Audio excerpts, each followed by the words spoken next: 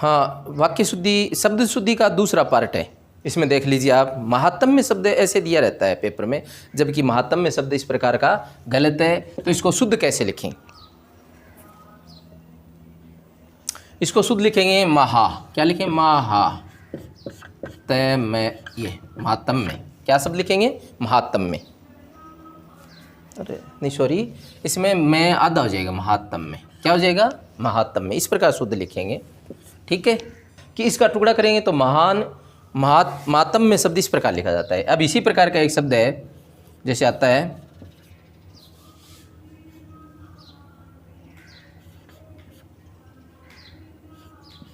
इस प्रकार का शब्द दिया रहता है, यह शब्द अशुद्ध है, ठीक है। अब इसको शुद्ध लिखेंगे, ये अशुद्ध है, इसको शुद्ध लिखेंगे तो क्या हो जाएगा? दाम्पत्य। क्या हो जाएगा? दाम्पत्य शब्द आ जाएगा। दाम्पत्य शब्द क्या आ जाएगा? दाम्पत्य। क्योंकि दाम्पत्य है वो किससे बना है? ये इस प्रकार शब्द आता है वो अशुद्ध है और लिखा जाएगा दाम्पत्य। इसको टुकड़ा करेंगे तब क्या हो जाएगा? दंपति। क्या हो जाएगा? दंपति प्लस ये, दंपति जोड़े ये, और इसको मिलाएंगे तब क्या हो जाएगा? दंपति में जो ती है उसके साथ जब ये प्रत्यय जुड़ता है तब क्या होता है? शब्द कोई भी हो उसका आधा हो जाता है और ये तय हो जाएगा। क्या हो जाएगा? तय, ठीक है। अब पीछे क्या रहा? जो ये पहले वाला जो अक्षर है उसको ये प्रत्यय क्या करता है? ये आ बना देता है। द में जो ए है उसका दा बना देगा। क्या बना देगा? दा। और जो ती है उसका आधा कर देगा, उसमें स्वर का भी लोप हो जाता है। तो इस प्रकार ये दाम्पत्य शब्द बना, बड़ा इंपॉर्टेंट शब्द है, ठीक है। अब एक बहुत इंपॉर्टेंट शब्द है, जैसे क्या आता है पेपर में आ ही रहता है, ऐसे लिखा मिलेगा आपको, ठीक है। उज्ज्वल शब्द है, ये उज्ज्वल शब्द आता है, ये अशुद्ध है। क्या है? अशुद्ध, गलत है। और इसको शुद्ध कैसे लिखेंगे? शुद्ध लिखेंगे ऐसे। तो शुद्ध शब्द का बार बार अभ्यास कर लीजिए, ठीक है। अशुद्ध शब्द का अभ्यास मत करो, शुद्ध शब्द को बार बार देखो। एक शब्द को कम से कम 10-12 बार आप अपने नोटबुक में बार बार लिख के याद करें, ताकि आपको शुद्ध शब्द आ जाएंगे वर्तनी की दृष्टि से। उज्ज्वल है, इस प्रकार लिखा जाए। ऐसे क्यों लिखा जाता है वो मैं बता देता हूँ। इसमें इसके टुकड़ा करेंगे तो क्या होगा? उत प्लस ज्वल। क्या हो जाएगा? उत प्लस ज्वल। देखो इसमें व्यंजन स्वर संधि, व्यंजन संधि है। कौन सी संधि है? व्यंजन।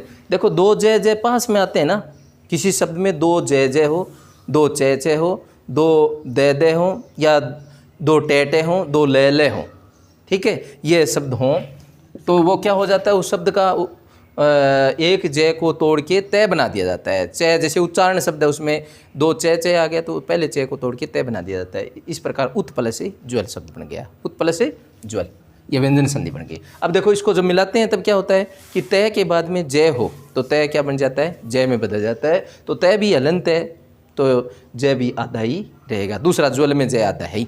बहुत इंपॉर्टेंट शब्द है परीक्षा दृष्टि से। अब एक शब्द और आता है, जैसे देखो क्या दिया रहता है? वरिष्ठ। पेपर में आता है वरिष्ठ शब्द, ठीक है।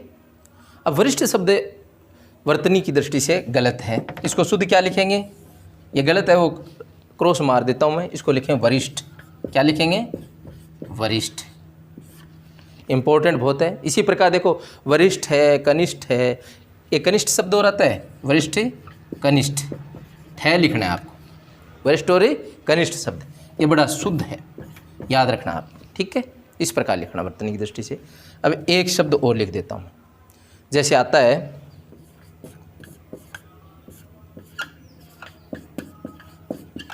यह भी पेपर में आता है बहुत बार, जो शुद्ध है, ठीक है। और इसको शुद्ध लिखते हैं कैसे हैं? प्रज्वलित, यह इसका शुद्ध रूप है, प्रज्वलित। इसमें क्या होता है? एक ही जय आधा आता है, दो जय डबल जय नहीं आता। क्यों नहीं आता? इसका जब टुकड़ा करते हैं तो इसमें प्रय उपसर्ग है। कौन सा उपसर्ग है? प्रय प्लस ज्वलित, ज्वल प्लस इत, इत प्रत्यय है। इस प्रकार ये शब्द है। एक बार पुनः आप देखें, मैं जो शब्द आपको बता गया हूँ परीक्षा की दृष्टि से बड़े इंपॉर्टेंट है। प्रज्वलित में क्या हुआ है? प्रय उपसर्ग है, ठीक है, ज्वल शब्द है और इत प्रत्यय है। ये शब्द ऐसे बना है, उपसर्ग मूल शब्द और इत प्रत्यय से। इसी प्रकार कनिष्ठ शब्द आप में ठे आता है, वरिष्ठ में भी ठे आता है। और उज्ज्वल शब्द बड़ा इंपॉर्टेंट है, इसमें दो जय जय है, दो पहला जय आधा ही आएगा, पूरा नहीं आएगा, दूसरा जय भी आधा ही आएगा, हलंत आएगा। तो इस प्रकार ये इंपॉर्टेंट शब्द है। अब एक शब्द आगे और पढ़ें। अब जैसे बड़ा इंपॉर्टेंट शब्द आपके लिए पेपर में आता है पूजनीय। क्या आता है? पूजनीय। आप लोगों को दिखाई दे रहा है क्या शब्द है? पूजनीय। बोल दीजिए, पूजनीय शब्द है। ये पूजनीय शब्द है, गलत है। पेपर में आने वाली मैं करा रहा हूँ आपको। पूजनीय शब्द गलत है। और शुद्ध क्या लिखा जाता है? या तो लिखा जाता है पूज्य। क्या लिखा जाता है? पूज्य। ठीक है, इसमें पू बड़ा लिखा जाता है, ये भी ध्यान रखना, पूज्य। या इसको दूसरी तरह यूं कह सकते हैं, पूजनीय, पूज्य या पूजनीय, इस प्रकार लिखना है। पू बड़ा लिखना है और जय पूरा लिखना है, आधा नहीं लिखना है इसमें। ये क्यों है? देखो, पूज्य जो ऊपर वाला शब्द है, इसमें ये प्रत्यय है। कौन सा प्रत्यय है? ये प्रत्यय। ये प्रत्यय करते हैं तो इसमें धातु पूज्य है। ठीक है, तो ये प्रत्यय अगर हिंदी में खासियत ये है कि ये प्रत्यय किसी के भी साथ मिलो, वो क्या करता है? अपने साथ मिलने वाले वर्ण को आधा कर देता है। जैसे यहाँ तय पूज में जय पहले से ही आधा है तो उसका तो आधा ही रखेगा, अगर जय पूरा है तो उसका भी अलंत कर देता है। तो इस प्रकार पूज्य शब्द बना। ठीक है, क्योंकि पूजा शब्द लिखते हैं तो पूजा में पू बड़ा लिखा जाता है, नहीं कि छोटा। जबकि कैंडिडेट क्या करते हैं? पू छोटा लिख देते हैं, तो भी गलत है। और पूजनीय शब्द में पुज धातु है और अनीय प्रत्यय है। कौन सा है प्रत्यय है? अनीय।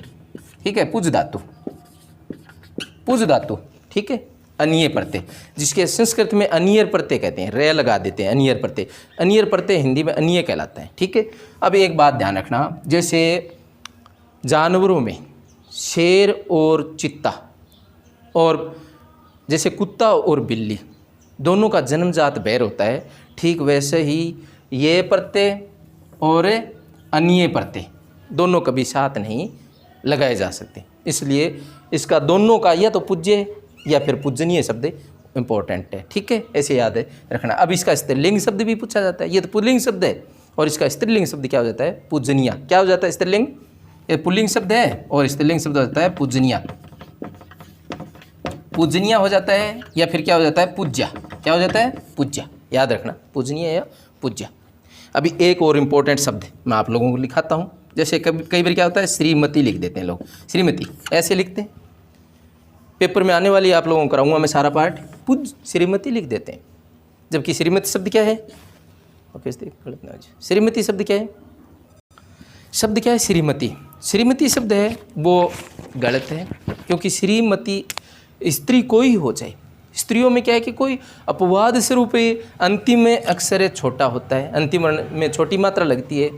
जबकि श्रीमती कैसे लिखा जाता है? श्रीमती। श्रीमती में ती बड़ी लिखी जाती है। ठीक है, श्रीमती स्त्रीलिंग शब्द है, तो पुल्लिंग शब्द क्या होता है? ये तो स्त्रीलिंग, कौन सा हुआ? स्त्री शब्द। तो पुल्लिंग शब्द इसका क्या होगा? पुल्लिंग होगा श्रीमान। क्या हो जाएगा? श्रीमान। लिंग परिवर्तन भी आना चाहिए। ये पुल्लिंग शब्द है। कैसा शब्द है? पुल्लिंग। हिंदी में दो ही लिंग होते हैं, पुल्लिंग और स्त्रीलिंग।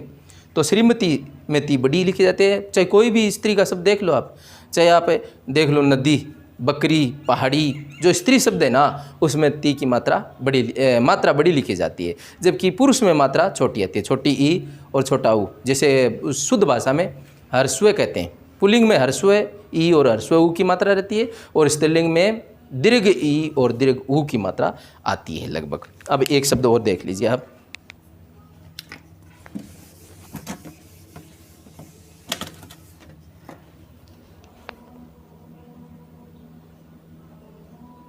एक शब्द बड़ा इंपॉर्टेंट है, मिष्ठान। क्या शब्द है?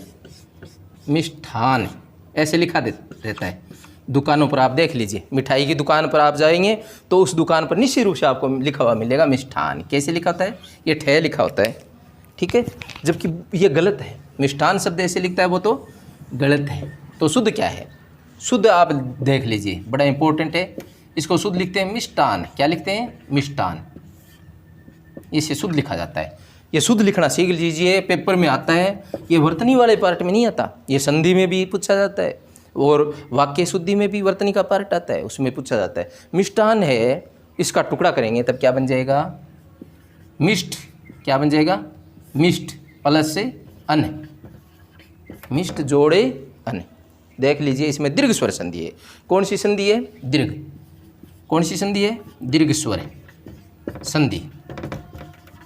आप लोग ध्यान से समझेंगे, मेरा वीडियो आप देखेंगे निश्चित रूप से आपको बहुत समझ में आएगा, और अगर कुछ भी समझ नहीं आए तो आप कमेंट में निश्चित रूप से डालेंगे, ठीक है, ताकि मैं आप आगामी जो वीडियो प्रस्तुत करूं उसमें एकदम सुधार के साथ आपके सामने पेश आऊं।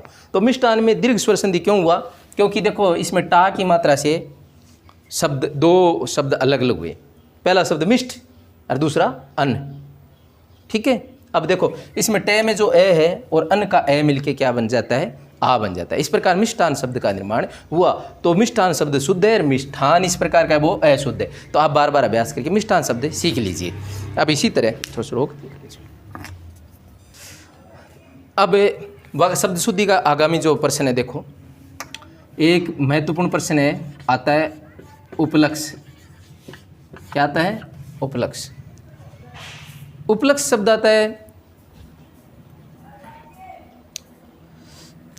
जो उपलक्ष शब्द है उसको क्या लिखा जाता है, उपलक्ष। क्या लिखा जाता है, उपलक्ष, ठीक है। तो इनमें उपलक्ष शब्द है वो गलत है, ठीक है, और उपलक्ष शब्द शुद्ध है, ठीक है। अपन बोलेंगे किसी भी उपलक्ष में। इसी प्रकार मैं एक शब्द और लिखा देता हूँ आपको।